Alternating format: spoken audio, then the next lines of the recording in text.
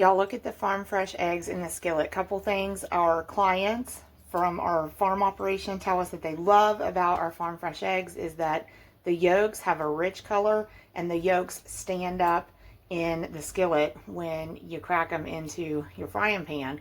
So we're actually making a casserole, farm raised sausage from our farm with farm fresh eggs from our farm. Gonna transfer those to a dish and add the cilantro. That's looking good. Looking good. About 2 family members who don't like scrambled eggs, so actually gonna leave a little room in the dish over there and fry up some eggs for those folks. So actually gonna put this in our keep warm oven as well, and would really have liked to layer it over the sausage and Swiss chard and onion.